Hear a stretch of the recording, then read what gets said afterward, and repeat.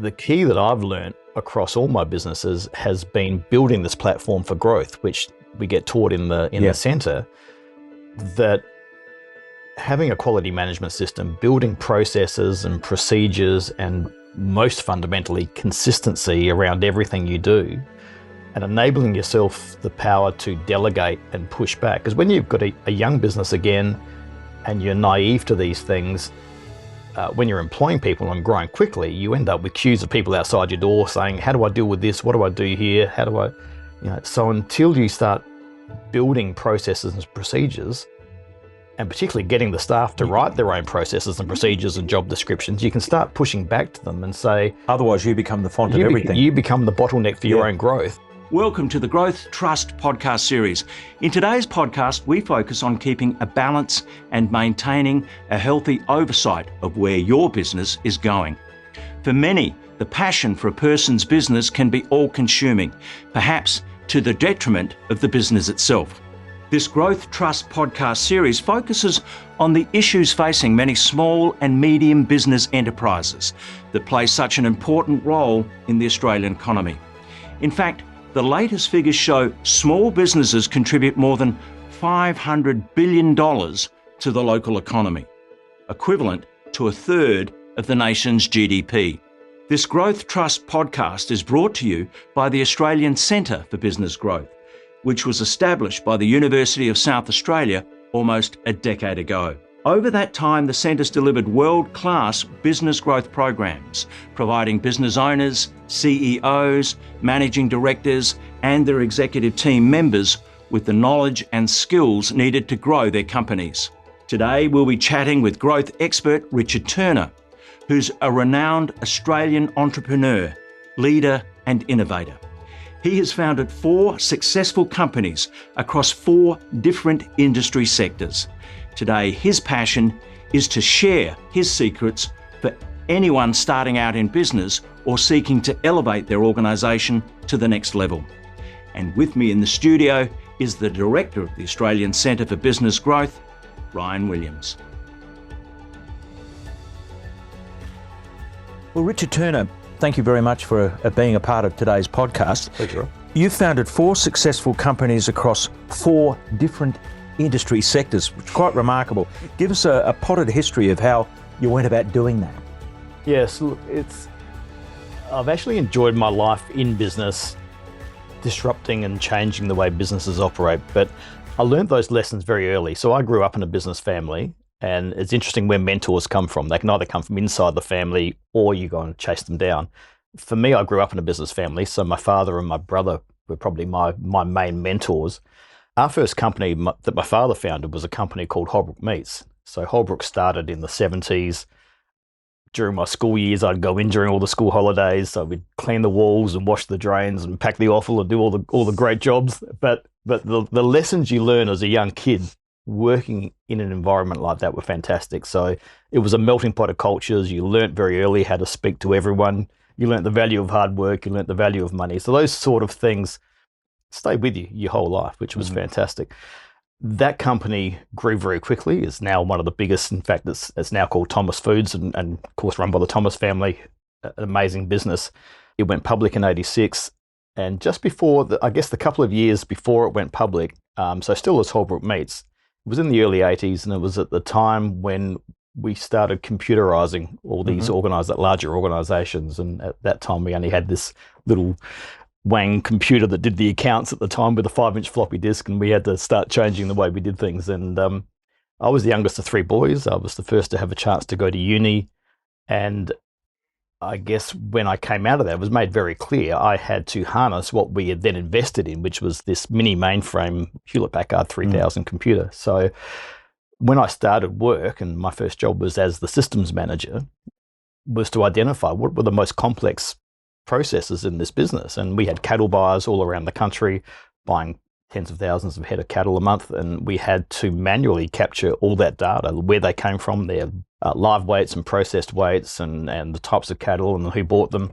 Literally writing all this down on little bits of paper that were coming into the office that had to be tallied up, and that took weeks. And this was our cost of goods. This is one of the main inputs in our business. So to sit down and actually over a period of a few months design and implement what became their livestock trading platform, and the cultural change they had to go through that, getting cattle buyers to start keying in data was incredible. So, and the advantage it gave that company at that time in the industry really catapulted it from, being just another red meat processor and distributor to really leading the industry and being the most innovative company in the industry. And to see that level of disruption and innovation as a young kid, really, I've just in uni at 21, that was 22, a light bulb moment. And it really lit a fire in me as to, I guess, my life ahead of me in terms wanting to be able to change and innovate and disrupt industries. So that's a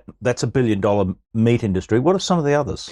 So from there, we went into food distribution. So my brother and I, when Holbrooks went public and became Holco Limited, and then went on to become Thomas Foods, but we either had the choice of staying with the public company or we go and do our own thing.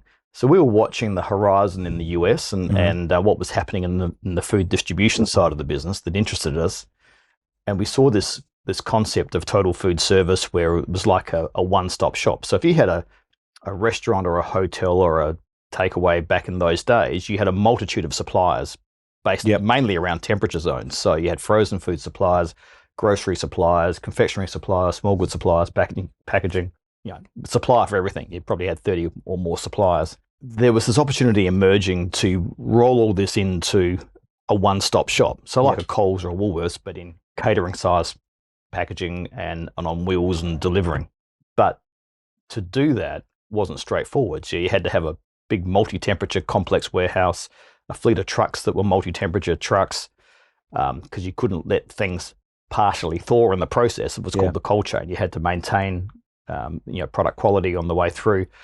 So, keeping, that total food service concept was what we put together. But there was challenges in doing that. The first thing we wanted to do was get a 24-hour food distribution center running, because one of the conversations I remember having with my brother early on was, our market is the hospitality sector. And we were really running traditional warehouse hours of early morning till early afternoon, and we were working almost opposite hours of the clock. So we changed the way our warehouse operated. We had to get an enterprise bargaining agreement going. We had telesales shifts working till 10 o'clock at night, talking to the chefs, building a relationship. We were one of the first companies to run a quality management system. We implemented ISO 9001. We confirmed all the orders over the phone. We got them right. We had our computer systems running from 10 p.m. at night till midnight, processing all the orders and getting the picking sheets ready for the warehouse staff that came in at midnight. We picked all night.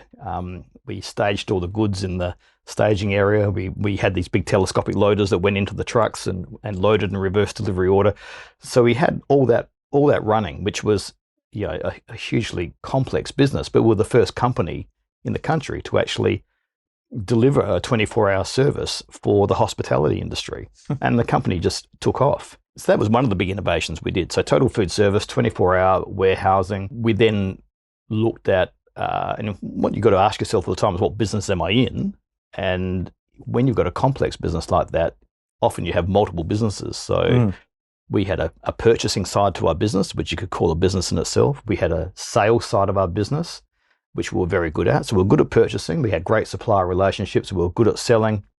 But when it came to, when we were good at running this complex warehouse, but the delivery side of our business, running these fleet of trucks, was always a difficult distraction for us. Drivers would be sick, trucks would break down, they need to be maintained and cleaned. And we were always being pulled away to solve problems over here, which took us away from where we added the most value to our business. And we decided one day we would talk to our drivers about whether they would be interested in taking ownership of these trucks and paying them a percentage of the value they took out.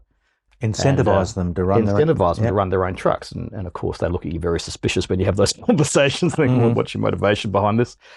And I remember, it was 4.75% of the value they took out on average at that time, equated to their wage plus enough to insure and run the trucks and do all the things they needed to do. But you've only got to get a couple to say yes, and they did, and we got this thing going. And these guys, they could only ever do about 20 deliveries a day as employees, but suddenly overnight they could do 50 deliveries a day.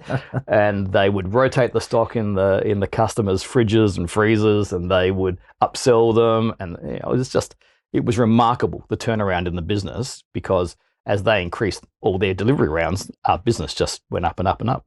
So you're a great disruptor and a systems analyst, and that's really your forte, to sort of spot these things, which is why, Ryan, I can see why this man is a growth expert within what the centre does.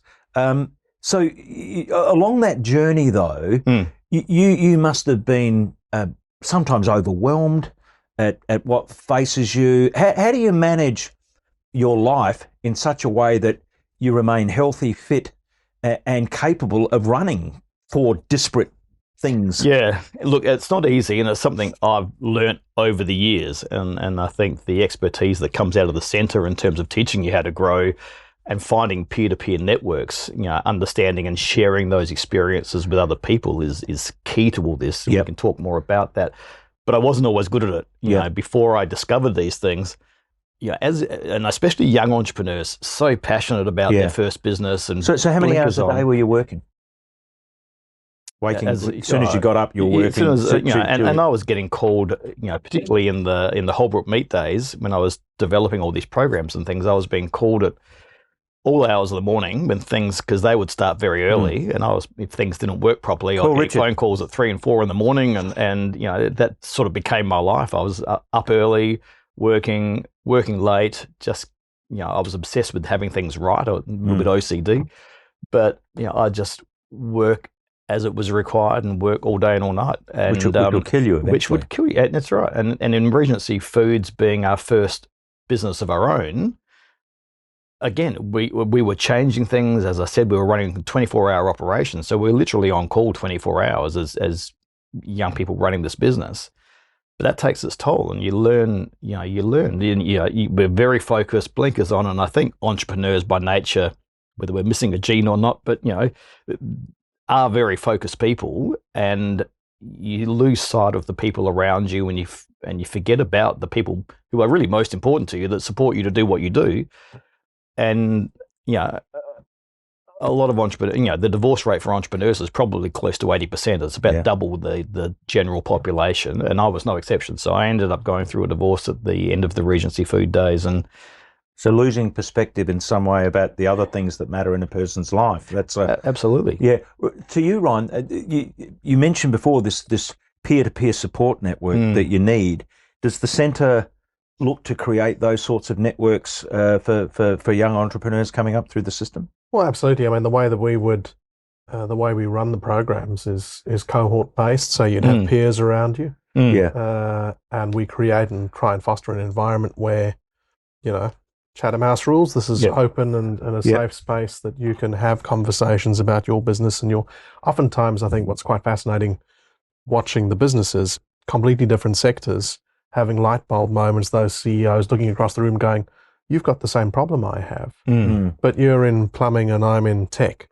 But it's the same issue. But the fundamentals don't change across businesses. So we try and foster that. I think we also spend, as Richard mentioned, we spend some time chatting about how do you manage yourself through that process. Yeah. And I think as an entrepreneur, again, I've learned over the years, how do you compartmentalize better? Yeah. How do that laser focus, for the right now, it's on the business, but at this particular time, it's got to be on my family or kids or friends or whatever it is, and how to shift that focus into other areas that are beyond just the business. And particularly in a day and age where we're always on with mobile devices and so on, it's 24. Super hard to police yourself. Yeah. So how did you do that, Richard? Where, did you have a light bulb moment where you thought, I've got to put some of this into perspective because otherwise I pay too heavy a price for this, as you put it, OCD sort of focus? And it's interesting because what you don't know, you don't know. And as a younger lad, you don't know about peer-to-peer networks and you don't know about these growth programs.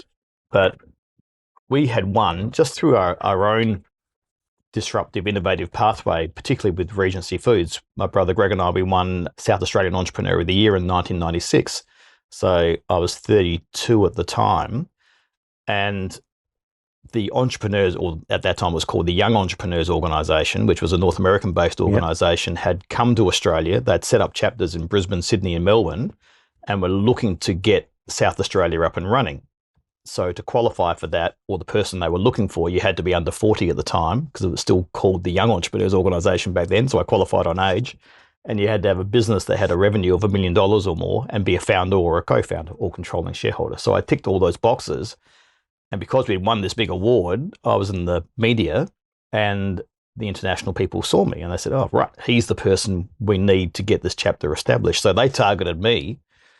And as what happens when you're busy, these things float across your desk and you think, oh, I haven't got time to read that. And then eventually they started ringing me and I agreed to meet with them in at the height, and they told me about the Entrepreneurs Organisation, and I remember thinking, none of my friends even own a business, let alone a large business, and you do feel so lonely and isolated running a business, and it sort of dawned on me, this actually would be really good, I think, just getting to meet people of similar mindset and learning from them, understanding why they did it.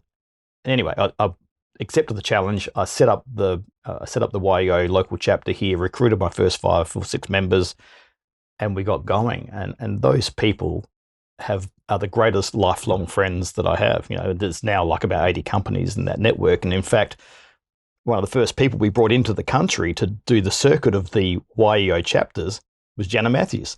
Yep. So that's where Jana actually presented from one of our YEO sessions. So YEO is just a peer-to-peer network where you share your experiences with each other about how you're dealing with all these things to do with not just business, but your personal life as well, which is where the managing your personal life comes into it. But Jana presented to us all, the fundamentals for growth, and it was such an eye-opening thing. We thought, well, this all makes sense. This is stuff we're sort of fumbling our way through, but here it is presented to us in a format that shows us this is how you grow a company. And it can be intentional, and it can be intentional, and you can learn these things. Yeah. And so what you're saying is that it's not some random, erratic process by where you just throw balls in the air and try to keep up with it. Yeah. If you have a plan, a strategy, you can actually manage this curve and not go nuts at the same time. Mission, vision, values, and you've got the direction, and you're heading in this direction. You're planning for the future, so showing us the proper methodology around business planning. And I think though that it is sometimes the outcomes can feel a little erratic when you're in the driver's seat. So it's not a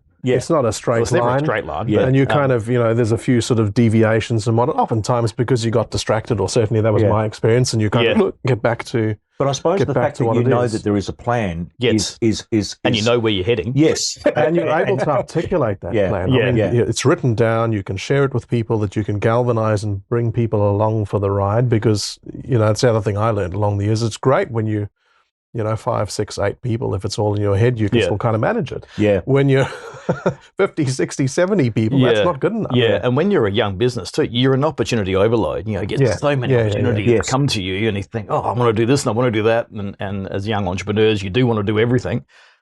But just having that focus on where you're going enables you to actually look at these things and again, ask yourself, what business am I in? And is that going to actually help me get there? Probably not. And it's only going to thin my resources out, and I'm going to put cash as a finite resource in a young business. So what were some of the fundamentals in that moment where you had that light bulb moment, with Jana Matthews telling you about what were some of the fundamentals that you took out that really resonated? Yeah. So those lessons in growing a business, and we discovered some of these things in the Regency Food Days, because I said we did ISO 9001, which is an external quality management system. And I think through Jana's teaching, it just reinforced why we did that and how we take it forward. But the key that I've learned across all my businesses has been building this platform for growth, which we get taught in the center, that having a quality management system, building processes and procedures, and most fundamentally consistency around everything you do, and enabling yourself the power to delegate and push back. Because when you've got a young business again, and you're naive to these things, when you're employing people and growing quickly, you end up with queues of people outside your door saying, how do I deal with this? What do I do here? How do I, so until you start building processes and procedures and particularly getting the staff to write their own processes and procedures and job descriptions, you can start pushing back to them and say, otherwise you become the font of everything. You become the bottleneck for your own growth, and you can't grow. Yeah. And as Ryan will say, the role of a CEO or a founder evolves and changes as the business grows. Yeah. From doing everything here to starting to build a structure, build a platform and a system where you can push back on your staff and say, well, you know how to do that. Mm-hmm. And if it's something that we haven't dealt with before, we need to write a process to deal with it. Mm-hmm. And the consistency that builds in how you take your company to market, I mean, is brilliant. If someone asks me what's the most important thing in growing a business, it's consistency. And we will spend so much time, particularly in my last company, Zen Energy, just role playing how we talk to people. So we're consistent in every conversation we have, no matter who people deal with, and how we deal with all sorts of because things. it's quite remarkable. Your life story is quite incredible in the sense that you're dealing with the meat industry here, and then you're dealing with energy over here. These things are far removed from each other, but you're saying that think of them as a business, and the fundamental principles will always apply to, regardless of whether you're selling ballpoint pens or whether you're selling. Every business has got customers. Yeah. Every business has a product or service. Yep. Every business has a finance function, has cash flow. Yep. Every business has a marketing or a sales function. Yeah. Both. Distribution function. So I think that's the sort of common thread, is if you can abstract what you're working in, and some businesses will have more emphasis in a particular area than in another because of the nature of that type of business. If you're in a service industry, probably that direct customer touch is disproportionately more important than your marketing message. And if you're in a packaged goods business, the marketing message is disproportionately more important maybe than the personal touch. Or not, depending on your particular company. It's interesting with those things, because over my career, I've dealt with a lot of companies where you're assisting with their marketing and getting them ready to deal with media. And the one thing I've often noticed with certain companies, when you put them under the pump in some difficult questioning, they'll often, the CEO will say, so what is our position on that? And you sort of think to yourself, this is quite remarkable that they're working it out now in a boardroom when they're being quizzed about a topical issue. It's not something that's front of mind, and it's not something that is part of the DNA of everyone within that organization. So knowing what it is that you do, knowing what your company really stands for, knowing what its core values are, and who its clients are, you're saying you got to get all of that down pat. That's the consistency you're talking about. Absolutely. So if it's a startup, it's validation. Have I got a customer willing to pay the price for this product or service? It's product timing. Is it a product or a service? How are you going to go to market? How do you pilot? All those things. When it comes to growing a company, it's about what we talked about. Systems for growth, platform for growth, you changing as the CEO. All those things are common between any business. Yeah. So, it's and you've got to make a return. You've got to sell a product, as Ryan said, you make a profit, you have a cost of goods, you just got to manage all those things. You've got to make a return on investment that makes sense. Yeah. And that translation or evolution as the leader in the organization. I had somebody in the defense sector here chatting to me maybe beginning of the year saying, question, why do so many businesses operating in our area, defense, get to kind of 16, 20 staff and then clutch out, fall over or sell or off into a multinat. Yeah. And I said, well, it's not a defense problem. It's not a South Australian problem. It's not even an Australian problem. No. That's an indicator for me of a CEO or a leader in the organization who is unable to evolve to what the organization requires to scale. They've become the bottleneck. Yeah. Often they're family businesses. You can't control. You can't keep your hand on all of the pots once you get larger than about that from an FTE point of view, as a general rule of thumb. Yeah. And if you're not able to build those systems, if you're not able to find the way to focus on which things you're going to say yes to and which things you're going to say no to, if you're not going to be able to articulate a clear plan, you will never move through that piece. And I think Richard talked about that. Yeah. The kind of language that Jana would use, or the language that we'd use at the center, the programs that we teach, is help folks understand A, what that looks like, and then B, well, what do you do about that? How do you get past that point? So how do you, managing the growth of a business, being consistent in what it stands for, one thing. How do you manage your own work-life balance then? When you're bouncing around from all these different things and you're super passionate about the thing that you do? How did you do that? Yeah, well, that's the thing you discover with these peer-to-peer networks. When you actually are in a network, and I mean the way that the entrepreneurs organization is structured, there might be 70 or 80 member companies in the state, but you break down into what's called a forum, which is like your unofficial board of directors. So we break down into groups of 8 or 10 people, and we'll meet once a month. But we have whoever's turn it is to present will present a topic, and that can be something in business or something personal. And I remember, 6 out of 8 of my forum members at one point were all going through divorces. That was the nature of the personal type of stuff we would talk about. Yeah. But it could be other issues in the family. It could be any issue in business, and we would talk through and share our experiences in that. There was a language protocol. It wasn't like, why didn't you do that? If you could end the sentence and you idiot, you wouldn't say it. It was about, in my experience, we dealt with that same scenario in this way, and we'd share our experiences in a very structured format. And I learned I couldn't have done what I've done without that peer-to-peer support. And I tell people that. So the peer-to-peer support thing is very important. But what about remaining physically fit and active? Did you do something about that? Yeah, look, life balance is interesting. I mean, I had to have an outlet because you are under so much pressure when you're in business. And for me, I love sport. So I played basketball. I was a runner when I was young, or a sprinter. But I also play music. So I learned a few different instruments when I was young, and I love arranging music and writing songs. In fact, I nearly had the opening ceremony for the 2000 Olympics, which not many people know. We were down to the final 5 songs. But there's always been an outlet for me and a big stress relief just to go and sit at the piano, pick up the guitar, whatever. But I think you need to have some sort of outlet that you can just switch off. And did you have any key mentors that you could draw upon who you could look at and think they seem to manage this stuff pretty well? Did you ever draw on people like that?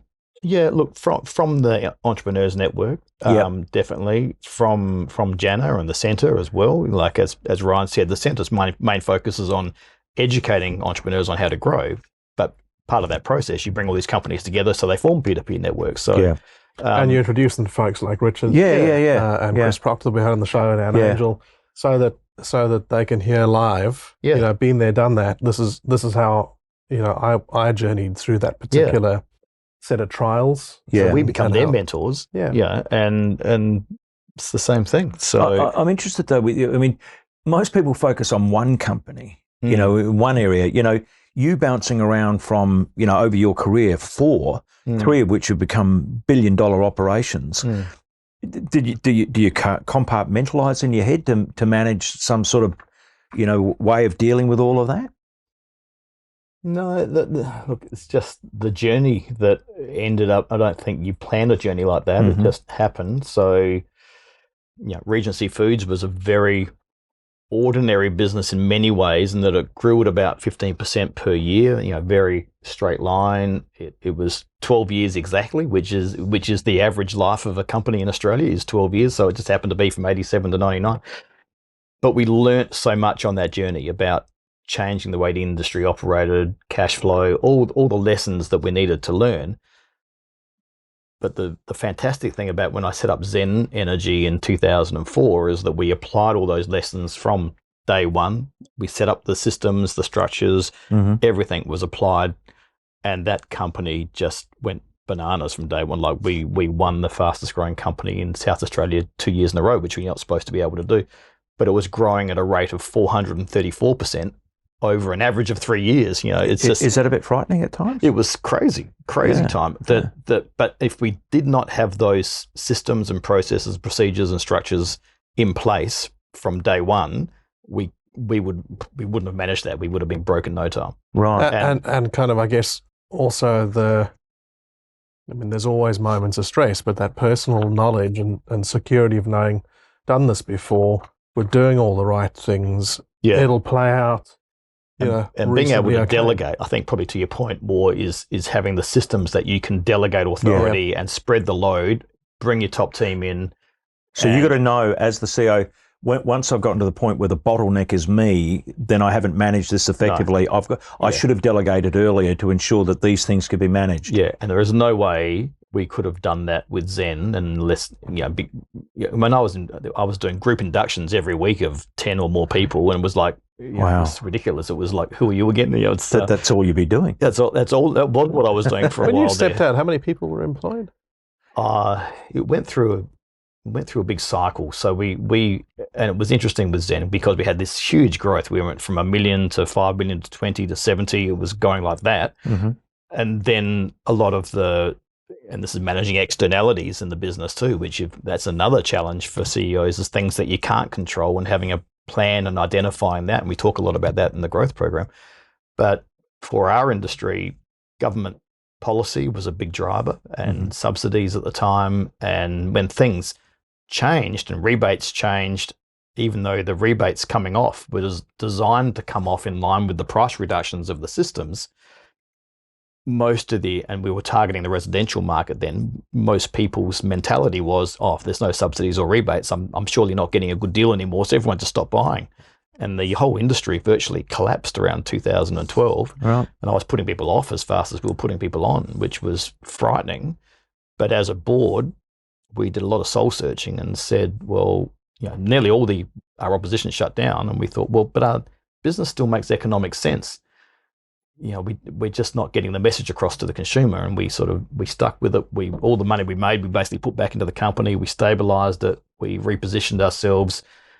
We decided we also needed to start transitioning to become a retailer, or a generator and retailer like AGL and Origin, and we just started changing our company and rebuilding it, and brought in fantastic people like Raymond Spencer and Ross Garno and Simon Holmes à Court and others, and the company just found its market at the right timing again and took off, and now it's an enormous company. How did you manage that, though? I was just thinking, you have this moment where you've been heavily invested in this, it's right from day one.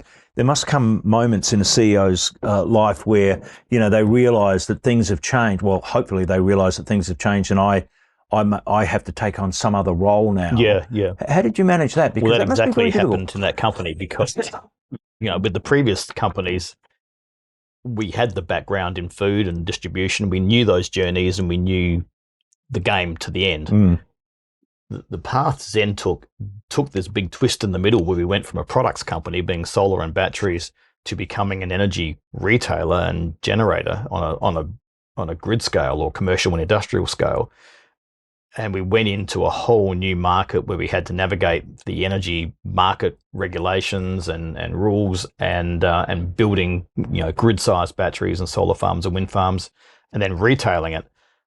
That was a whole different skill set. I didn't have any of those skills. I knew my time was up, and I said to the board, I need to resign. We were talking about the strategy and where we're going, and my role to this company is not as CEO anymore. I've got other things I can do in the company.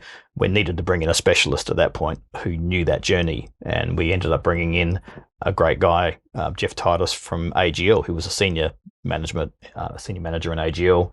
And he took us on the journey as CEO for the next few years, and now Anthony Garno, Ross Garno's son, is now CEO and doing a remarkable job. And but at some point, if you don't know the entire journey you're on, you need to bring people in with those skills, and whether they're on the board or advising in some other role, but you need to make sure you've got the right skills around the company, or indeed to go on that journey. Whether you take the decision to step into a different role within the company, and get somebody in to replace you. Those are all active choices. It depends if you're the face of the company too, because people say, I chose not to be CEO and I chose to do a whole different role. But for other people, you can still be called the CEO, but take on a different role. And quite often when you get investors come into a company, the first thing they'll suggest, because most entrepreneurs aren't great operators, details people, they're more vision people. So they'll say, we need to get a general manager or an operations manager, or they'll bring someone in to support the CEO, but really they're doing the CEO's job. The CEO is really just maintaining that profile and face of the business going forward. Eric Schmidt in the early days of Google, right? Yeah. You mentioned before, 80% of entrepreneurs will, have a marriage bust up.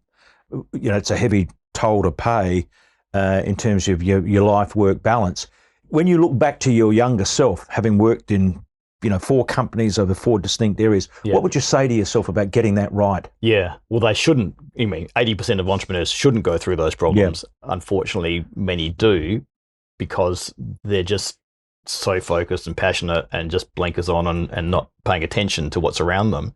So really what I take on now is talking to entrepreneurs about being aware of those challenges. But if I had to give advice to my younger self, it would be get into a peer-to-peer network and get into a learning program for businesses like the centre much earlier. Yeah. You really, I would like to see the entrepreneurial ecosystem be developed where young entrepreneurs who have a great program can be brought through the university and through these programs earlier. And even like the HEX scheme is for schools, where you can be funded to go to university. Yeah. And when you get a job and you earn X amount of money, you pay the HEX back. I'd like to see a similar thing happen for entrepreneurs, like a hire entrepreneur scheme, where young entrepreneurs who've got a great idea, they've validated their business model or their idea, and they're ready to go. They get screened to make sure that the right things are in place. And yes, we think this is a great idea and it's worthy of funding and getting going.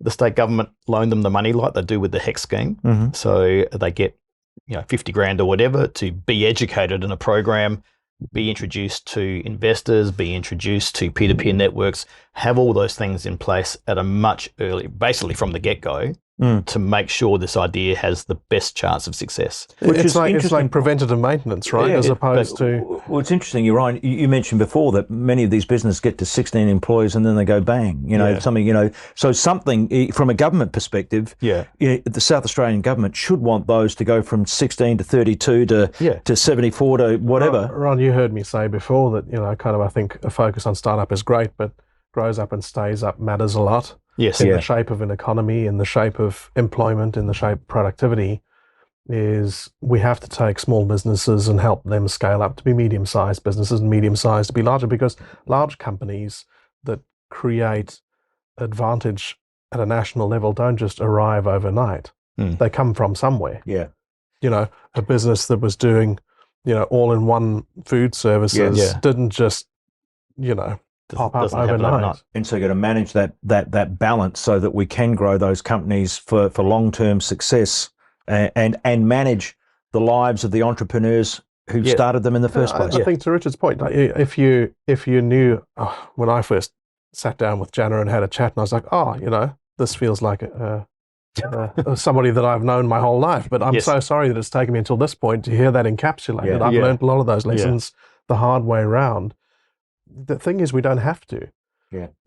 It's kind of like getting into a doctor when you don't need help. Yeah. That's the right time to have that. Having kind the of, mentors present, the investors present, everyone's in front of them, and as opposed to the worst possible time to get somebody in to fix the car is when it's broken down. Yeah. That's when it gets expensive, right? Yeah. If you're servicing from day one and you're maintaining the vehicle, you can have really good runway out of the vehicle that you drive. And I think the same thing is true for entrepreneurs. Get in early, get the knowledge early, and so you can see around the corners, have guidance from folks that have been around those corners, right, Richard, to say, here's what forthcoming attractions are going to be. Here's how to plan and navigate for that. We'll end up with a much healthier, more robust ecosystem. Certainly a lot of knowledge here and a lot of hard-won experience. To you, Richard, thank you very much for your time today and for your insights. It's been wonderful. Yeah, thank you. Thank you. Thanks for your company today. If you'd like more information about the issues raised in this podcast or other related topics, please visit our website at www.centreforbusinessgrowth.com. And a quick reminder that you can always tune in to the Growth Trust podcast on Spotify, Google, Apple, or YouTube. Bye for now.